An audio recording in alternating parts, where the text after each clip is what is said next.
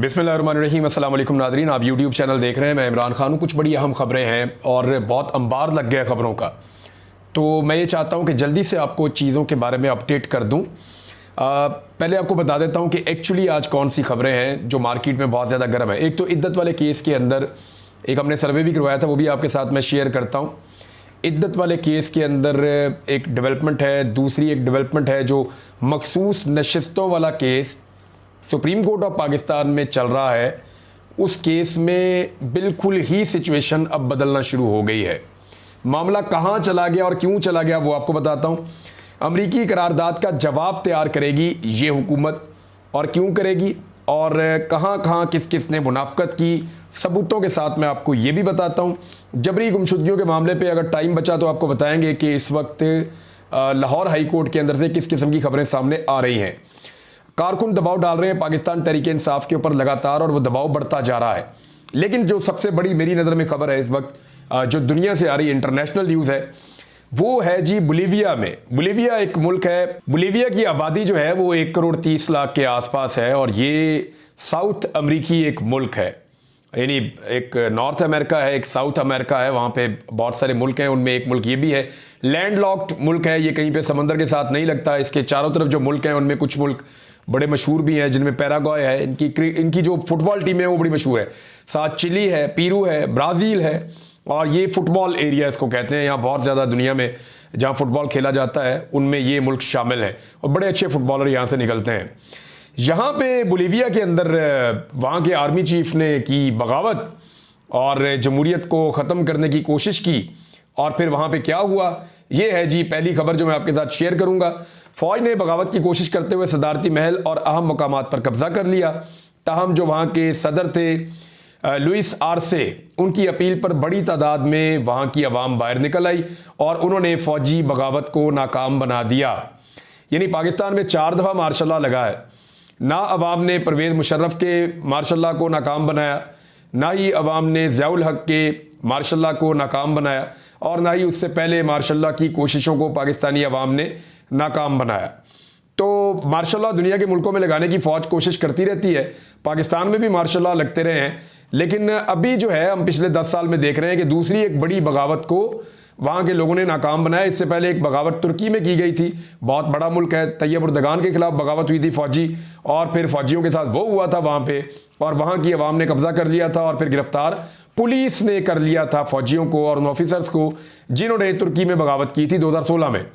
और अब जो है ये बोलीविया के अंदर एक बगावत हो रही थी और पुलिस ने गिरफ्तार कर लिया है वहाँ के आर्मी चीफ को।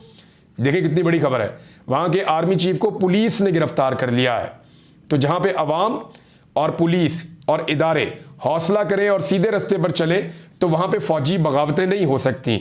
बहरहाल जो बयान आया वो फौरी तौर पे ये कहा गया सदर की जानिब से कि फौजी अफसरान को हुक्म दिया कि फौरी तौर पर तमाम फोर्सेस को वापस बुलाएं। अवाम से अपील की कि वो सड़कों पर निकलकर जमहूरियत की खातिर फौजी बगावत को नाकाम बनाने में अपना किरदार अदा करें। और फौजियों को मुखातिब करते हुए उन्होंने कहा कि मैं तुम लोगों का कप्तान हूं, सदर ने कहा, और मैं हुक्म देता हूं कि फौरी तौर पर फौज को वापस भेजो। मैं आला क़यादत के हुक्म की खिलाफ वर्जी नहीं होने दूंगा।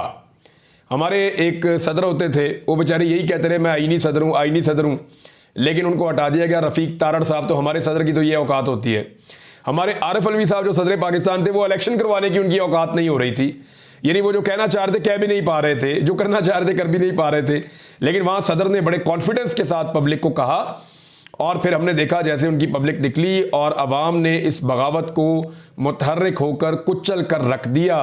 बाद में पुलिस ने वहाँ के आर्मी चीफ को गिरफ्तार कर लिया। नया आर्मी चीफ जो है उसको लगाया गया, और उसने फौजियों को कहा कि तमाम एहलकार अपने यूनिट्स में वापस चले जाएं, और फिर लोग सड़कों पे जश्न मनाते हुए निकल आए।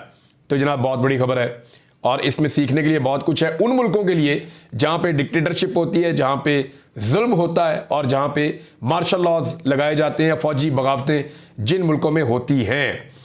एक और जो बड़ी खबर है, चले मैं आपको वो खबर पहले दे देता हूँ। इसहाक डार साहब ने भी कहा और रज़ा रब्बानी साहब ने भी कहा। अब ये वो लोग हैं कि जब अमेरिका ने पाकिस्तान के अंदरूनी मामले में मुदाखलत की थी तो ये मुंह में दही जमा के खामोश होकर बैठ गए थे। इनकी गैरत घास चरने चली गई थी। देखिए फ़र्क क्या है। आज अमेरिकी कांग्रेस बोल रही है कोई एक आदमी नहीं बोल रहा, अमेरिका का पूरा सिस्टम बोल रहा है। 95% से ज़्यादा लोग बोल रहे हैं अमेरिका के, और वो ये कह रहे हैं कि पाकिस्तान में जो इंतखाबात हुए वो ठीक नहीं हुए, उनमें धांधली हुई है, और यही बात पाकिस्तान में भी लोग कर रहे हैं। अमेरिका ये कह रहा है कि ना सिर्फ पाकिस्तान में धांधली हुई बल्कि इंसानी हकूक़ की बदतरीन खिलाफ वर्जियाँ भी हुई, आज़ादी इज़हार राय को भी दबाया गया, झूठे मुकदमात भी बनाए गए। ये वो सारी चीज़ें हैं जो पाकिस्तान में भी लोग कह रहे हैं। अब इसको मुदाखलत करार दे रहे हैं। यानी हम भी तो बात करते हैं ना, कश्मीर में ज़्यादती हो रही, फ़लस्तीन में ज़्यादती हो रही, दुनिया में कहीं भी ज़्यादती हो रही, हम आवाज़ उठाते हैं। इसी तरह दुनिया भी आवाज़ उठाती है। हमारे मुल्क में ज़्यादती हो रही है, दुनिया आवाज़ उठाती है। हाँ, मुदाखलत किसको कहते हैं मैं अब आपको बताता हूँ। अब आजकल इसहाक डार साहब कह रहे हैं या अजहर अब्बानी कह रहे हैं जी ये मुदाखलत हो रही है हमारे मुल्क के अंदर, और अमेरिका को कोई हक नहीं पहुंचता कि वो ऐसी बात भी करे। हम भी उसके मुकाबले में एक करारदाद लेकर आएंगे, हम तो ताल्लुकात बनाना चाहते हैं लेकिन ये मुदाखलत ना की जाए। तो इसको ज़रा आप टेक्निकली समझें, ये मुदाखलत नहीं है, निशानदेही है, और ये वो जमहूरियत के लिए और इंसानी हकूक़ के लिए कर रहे हैं। मुदाखलत क्या थी मैं बताता हूँ। मुदाखलत वो थी जब आपके सफ़ीर को बुलाकर एक सेक्रेटरी ऑफ द स्टेट ने, एक नॉर्मल आदमी ने, एक उनके ऑफिसर ने बुलाकर, डोनाल्ड लू ने आपके जो वहां पे सफ़ीर मौजूद था उसको ये कहा कि इमरान खान की हुकूमत अगर तहरीक-ए-एतमाद में गिरा दोगे तो ठीक है, माफ़ी है, और अगर ना गिरी ना तो फिर तुम्हें उसके नताइज भुगतने होंगे। इसको कहते हैं मुदाखलत, इसको कहते हैं धमकी। उस मुदाखलत के ऊपर ये सारे चुप करके बैठे रहे बेशर्मों की तरह। और अब मुदाखलत नहीं हो रही, अब वो निशानदेही कर रहे हैं जैसे वो दुनिया भर में करते हैं। हम भी करते हैं दुनिया के मुख्तलिफ मुल्कों में। हमारा ओपिनियन होता है कि वहां ये गलत हो गया, वहां ये ठीक हो गया, वहां ये गलत हो गया, वहां ये ठीक हो गया। हम भी कहते हैं, हम मजम्मत भी करते हैं चीज़ों की। तो लिहाजा ये उस तरह की चीज़ को मुदाखलत कह रहे हैं। लिहाजा इनको जो पॉलिटिकली सूट करे इस मुल्क के अंदर, अगर वो मुदाखलत भी है तो ये उसको जायज़ करार देते हैं, और अगर इनको सूट ना करे तो वो मुदाखलत नहीं भी है तो ये उसको मुदाखलत करार देते हैं। ये है गंदी, घटिया और बदतरीन सियासत इनकी, जो दुनिया में पाकिस्तान को ना सिर्फ अकेला करती है बल्कि पाकिस्तान को बदनाम भी करती है। बहरहाल अमेरिकी करारदाद का ये क्या जवाब देंगे, ये इनमें इतना तप्पड़ ही नहीं है, ये इतने मजबूत ही नहीं है, इनके अंदर इतना हौसला ही नहीं है। वो इमरान खान था जिसने जवाब दिया था, और उसने एक जेन्युइन मुदाखलत का जवाब दिया था। उसने जवाब मुदाखलत का दिया था, उस वक्त मुदाखलत हुई थी। ये तो निशानदेही कर रहे हैं वो इंसानी हकूक़ के मामलात की, और उनकी रिपोर्टें दुनिया भर के मामलात पे आती रहती हैं। इंडिया पे आती हैं, पाकिस्तान पे आती हैं, रशिया पे आती हैं, चाइना पे आती हैं, सारी दुनिया के बारे में अपना मौक़िफ़ वो देते हैं। तो उनकी कांग्रेस ने करारदाद पास की है, तो अब कर लें अपने तरफ से आप एक करारदाद पास। बहरहाल जो मखसूस नशिस्तों वाला केस है वो भी आपको बताता हूँ, लेकिन पहले इद्दत वाला मामला जो है उसमें बड़ी सख्त ज़्यादती हुई है। मैंने एक सर्वे करवाया था, वो सर्वे आपके साथ मैं ज़रा शेयर कर लेता हूँ, उसका डाटा भी, कि मैंने पता करने की कोशिश की थी पाकिस्तान के अवाम से। लगभग 50,000 के करीब हमें वोट पड़े हैं, 45,000 से ज़्यादा पाकिस्तान भर से लोगों ने इसके ऊपर वोट डाले। मैंने उर्दू में सर्वे करवाया था, तो जो लोग पाकिस्तानी हैं उन्होंने इसमें वोट करना था। सवाल मेरा यह था कि आपके ख्याल में इमरान खान पर सबसे घटिया केस कौन सा बनाया गया है। 3 केसेस का मैंने हवाला दिया। इद्दत case, number 2 cipher case, number 3 corruption case. तो सिर्फ 3% लोगों ने कहा, 3% करप्शन वाला केस जो है वो गलत बनाया गया, इमरान खान पे ज्यादती है। 1% लोगों ने कहा जी साइफर वाला केस जो है वो गलत बनाया गया, ज्यादती है। 96% लोगों ने, 96% लोगों ने जिन्होंने वोट डाला, उन्होंने कहा जी कि ये जो इद्दत वाला केस है ये है घटिया, और सबसे बदतरीन केस जो इमरान खान साहब के ऊपर बनाया गया वो ये है। और अब जो है उस केस के अंदर इमरान खान साहब ने और बुशरा बीबी ने जो दरख्वास्त दी हुई थी, फैसला महफूज हो गया था कि जनाब हमें जो है वो रिहा किया जाए, सज़ा मुअत्तल की जाए जो हमें दी गई है। तो वो फैसला उनके खिलाफ आ गया है। 7-7 साल की जो कैद है उसको बरकरार रखा गया अफजल मजूका साहब की अदालत से। वैसे अफजल मजूका साहब को जब इस केस के अंदर जज लगाया गया था ना, तो मैं उस वक्त इस्लामाबाद हाई कोर्ट में मौजूद था। मेरी वहाँ पे अमले के लोगों से भी और कुछ दीगर लोगों से और सहाफ़ियों से बात हो रही थी, वकला से भी। तो उन्होंने कहा था जी अफजल मजूका साहब आ गए हैं तो इन्ना लिल्लाहि व इन्ना इलैहि राजिऊन। ये जो उन्होंने मुझे कहा वो मैंने आपको बता दिया। उन्होंने कहा जी ये जज वही करेंगे जो आप वैसे देख रहे हैं। यानी मैं अब इतना कहना नहीं चाहता जज है, मैं क्या कहूँ उनके बारे में, लेकिन मुझे ये पहले ही लोगों ने बताया था कि कानून के ऊपर, या आपको अगर लगता है कि इद्दत वाले केस के अंदर इमरान खान साहब को इंसाफ मिलने जा रहा है तो वो मुश्किल लगता है, उनको इंसाफ लेने के लिए हाई कोर्ट आना पड़ेगा। बहरहाल जो सज़ा में मुअत्तली की दरख्वास्त है वो मुअत्तल कर दी गई, इमरान खान साहब की भी और बुशरा बीबी दोनों की 10 सफ़हात पर मुश्तमिल उन्होंने फ़ैसला जारी कर दिया। अब फैसला ये कहता है कि बुशरा बीबी का खातून होना सज़ा मुअत्तली और ज़मानत पर रहाई का जवाज़ नहीं है। कोई ऐसा ग्राउंड नहीं कि दरखास्तें मंजूर की जाएं। दोनों मुल्ज़िमान के पास सज़ा मुअत्तली का कोई जवाज़ मौजूद नहीं है। सज़ा मुअत्तली या ज़मानत पर रिहाई की दरखास्तों पर समाअत के दौरान मुकदमे के मेरिट्स पर बात नहीं की जा सकती। दोनों मुल्ज़िमान को दी गई सज़ा ना तो कलील मुद्दती है, ना ही वो इस सज़ा का ज़्यादा हिस्सा भुगत चुके हैं। और ये तहरीरी फैसला है जो आ गया है, इसमें एक नुक्ता और है जो बड़ा इंपॉर्टेंट है और ये बड़ा दिलचस्प है मामला। जज अफजल मजूका साहब ने कहा कि इमरान खान और बुशरा बीबी की इद्दत केस में सज़ा मुअत्तली की दरखास्तें मुस्तरद करने की जो वजह है वो इस्लामाबाद हाई कोर्ट के 2 रुकनी बेंच की जानिब से मरकजी अपीलों पर 1 माह फैसले की डायरेक्शन है। क्योंकि हाई कोर्ट ने कहा ये 1 महीने के अंदर मरकजी अपील के ऊपर फैसला करना है, लिहाजा जब मरकजी अपील पेंडिंग है ना और वो उसके ऊपर फैसला होना है अभी, तो सुप्रीम कोर्ट का ये एक फैसला है कि उस वक्त तक सज़ा मुअत्तल नहीं की जा सकती। तो एक चीज़ का हवाला देकर उन्होंने ये कर दिया। अब ये मामला पाकिस्तान तहरीक इंसाफ कैसे देखेगी, उन्होंने शदीद एहतजाज किया। आज उम्मीद बंध गई थी पाकिस्तान तहरीक इंसाफ के कारकुनों की कि शायद इमरान खान और बुशरा बीबी को रिहाई मिल जाएगी। वो बहुत बड़ी तादाद में अदालत के बाहर इकट्ठे हो गए थे, वहां रोला पड़ गया और इवन उन्होंने पाकिस्तान तहरीक इंसाफ के जो रहनुमा है, उमर अयूब साहब वहां पे मौजूद थे, फैसल जावेद खान मौजूद थे, दीगर कुछ और लोग, उन्होंने पाकिस्तान तहरीक इंसाफ के जो रहनुमा है उन्हीं को आड़े हाथों लेना शुरू कर दिया कारकुनान ने और मुतालबा शुरू कर दिया जी एहतजाज की कॉल दें। आप लोग क्यों इतने आराम से बैठे हुए हैं, आप एहतजाज की कॉल दें, इमरान खान को ये ऐसे बाहर नहीं आने देंगे। कारकुनान के जज्बात बहुत ज्यादा भड़क उठे थे और बड़ी मुश्किलों से वहां से जो रहनुमा है कुछ निकले हैं। तो कारकुनों के अंदर बड़ा गुस्सा था और बड़ी तकलीफ थी कि जनाब ये बड़ी ज्यादती हो गई इमरान खान साहब के साथ और बुशरा बीबी के साथ, और इद्दत वाले केस को लेकर लोग वैसे भी गुस्से में हैं। उन्होंने एहतजाज शुरू कर दिया। अब पाकिस्तान तहरीक इंसाफ ने कहा जी हम हाई कोर्ट जाएंगे, इस फैसले को चैलेंज करेंगे। अब उम्मीद की जा सकती है कि अगर यानी वहां पे 8 लोग हैं हाई कोर्ट में, इस्लामाबाद हाई कोर्ट में, उनमें एक सिर्फ जज ऐसे हैं जिनके पास अगर ये केस लग गया तो ये लटक जाएगा, यानी उनको भी फैसला तो इमरान खान के हक में देना पड़ेगा और खिलाफ देंगे तो अपील में चले जाएंगे, 2 जज सुनेंगे फिर इमरान खान के हक में आ जाएगा। लेकिन अगर chief justice Islamabad high court के पास खुदा न खास्ता ये केस लग गया तो फिर ये लंबा गया, यानी वो इसको जितना मर्जी लटकाते रहेंगे या इसको डिले में डालते रहेंगे या कुछ भी करेंगे, तो chief justice Islamabad high court के अलावा ये केस किसी भी जज के पास लगेगा तो इमरान खान साहब की रिहाई हो सकती है। लेकिन मैंने देखा कि इमरान खान साहब को किसी और मुकदमे में मुलव्वस नहीं किया गया। इसका मतलब यह है, जो सिद्दीक जान ने भी कहा और बाकी लोग भी कह रहे हैं कि इसका मतलब यह है दूसरे मुकदमे में इमरान खान को ना डालने का मतलब यह है कि पहले से हुकूमत और इंतजामिया इस बात को जानती थी कि ये इद्दत वाला जो सज़ा मुअत्तली का फैसला है ये इमरान खान साहब के खिलाफ आने वाला है। अगर ये उनको ना पता होता कि ये फैसला क्या आएगा पहले से, तो वो इमरान खान को जेल में रखने के लिए किसी और मुकदमे में जरूर मुलव्वस करते।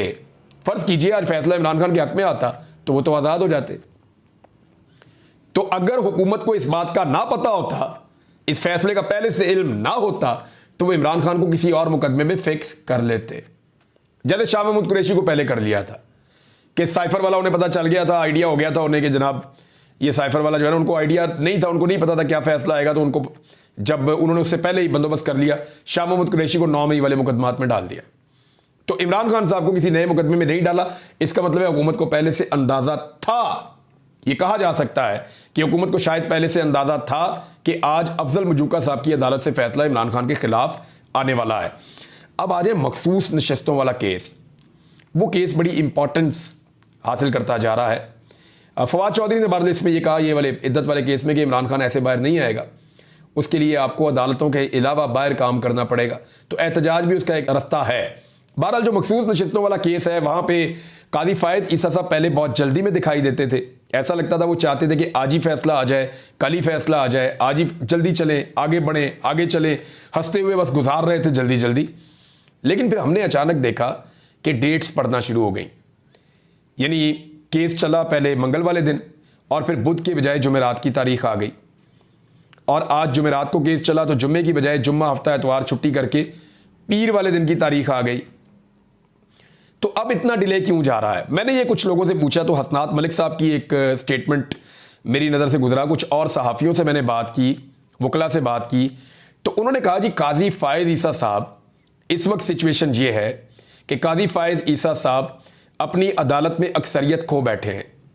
यानी मखसूस नशस्तों वाले केस में जब ये केस शुरू हुआ था तो जजेस की एक बड़ी तादाद काजी फायज ईसा साहब के मौक़िफ़ के साथ थी और बहुत मुमकिन था कि काजी फायज ईसा साहब ये सीटें जो मखसूस नशस्तें हैं ये पीडीएम की जमातों को देने में कामयाब हो जाएं और पीडीएम की जमातें भी इस माले गनीमत के भरोसे पर बैठी हैं कि ये माले गनीमत हमें मिल जाए, हम इन सीटों को लेकर 2/3 अक्सरियत हासिल करें, फिर अपनी मर्जी से इस मुल्क में जो मर्जी सियासत सफ़ेद करें, जो मर्जी कानून बनाएं, जिसको मर्जी एक्सटेंशन दें, जिसमें काजी फायज ईसा साहब की एक्सटेंशन का मामला भी शामिल है। पाकिस्तान तहरीक इंसाफ ने सारे मामले को बड़ी बुरी तरह एक्सपोज किया है। वो अगले वीलॉग में मैं आपको बताऊंगा कि तहरीक इंसाफ ने एक्चुअली काजी साहब के साथ क्या कर दिया है। लेकिन यहां मैं आपको बताता हूं कि सुप्रीम कोर्ट का मकसद तहरीक इंसाफ को इंतखाबात से बाहर करना हरगिज नहीं था। जस्टिस मुनीब अख्तर साहब ने बहुत क्लियरली 13 रुकनी फुल कोर्ट के समात के दौरान ये बात कही है। कुछ और जो अहम बातें की गई वो आपको बताता हूं कि चीफ जस्टिस ने पूछा कि क्या आप किसी को इंतखाबात से बाहर कर सकते हैं। यानी ये कैसे हो गया कि इलेक्शन कमीशन ने उनके फैसले की गलत तशरीह की और इंतखाबात से ही बाहर कर दिया पाकिस्तान तहरीक इंसाफ को। तो जो चीदा चीज़ें हैं उनमें यह पता चलता है कि तहरीक इंसाफ के जितने उम्मीदवार हैं उन्होंने तहरीक इंसाफ का ही टिकट के ऊपर इलेक्शन लड़ने का फैसला किया था। लेकिन काजी फायज ईसा के फैसले के बाद इलेक्शन कमीशन ने आज खुद उन सबको आज़ाद उम्मीदवार डिक्लेयर कर दिया जो इलेक्शन कमीशन नहीं कर सकता था। अब अदालत ने पूछा कि जिस उम्मीदवार ने वाबस्तगी बरकरार रखी उसे आज़ाद कैसे डिक्लेयर किया गया, और इलेक्शन कमीशन के जो वकील हैं उनके पास इसका कोई जवाब नहीं था। बल्कि कई दफ़ा मैंने देखा वो इरिटेट हो रहे थे और उन्होंने जजेस के साथ कुछ बदतमीज़ी वाला लहजा भी इस्तेमाल किया। ख़ास तौर पे लेडी जज हैं जस्टिस आयशा मलिक साहिबा, उनके बारे में आज सोशल मीडिया पे बहुत शोर मचा रहा कि उनके साथ जो रवैया रखा काजी फायज ईसा साहब को इसके अंदर इंटरवीन करना चाहिए था। जस्टिस अतरमुल्लाह साहब ने बड़ा अहम नुक्ता उठाया कि इंतखाबात में अवाम की मंशा देखी जाती है कि अवाम क्या चाहती है, तो मामला तो किसी और तरफ चल गया। तो इसके बाद जो है वो एक और नुक्ता ये उठाया गया कि इलेक्शन कमीशन ने सुप्रीम कोर्ट के फैसले की गलत तशरीह करके अहम पार्टी को इलेक्शन से ही निकाल दिया। यह भी नुक्ता उठाया गया। जस्टिस मंसूर अली शाह साहब ने रिमार्क्स दिए कि इसका जवाब यही है ना कि आपने बस इंतखाबी निशान ना होने पर इस जमात को इलेक्शन से बाहर रखा। बस हमें यह बता दें इलेक्शन कमीशन ने कब कहां बैठकर यह सोचा और आपने यह फैसला कैसे कर लिया। तो यह बड़ा अहम मामला है, अभी ये कोर्ट के अंदर चल रहा है। अब यह मामला चला गया जनाब 11:30 पीर वाले दिन ये केस सुना जाएगा। तो वही काजी फायज ईसा साहब जिनको पहले बहुत जल्दी थी अब उन्हें उतनी जल्दी नहीं है। बहुत सारे और केसेस बताता हूं आपको अगले वीलॉग में। अब तक के लिए इतने, अपना ख्याल रखिएगा, अपने चैनल का भी। अल्लाह हाफिज़।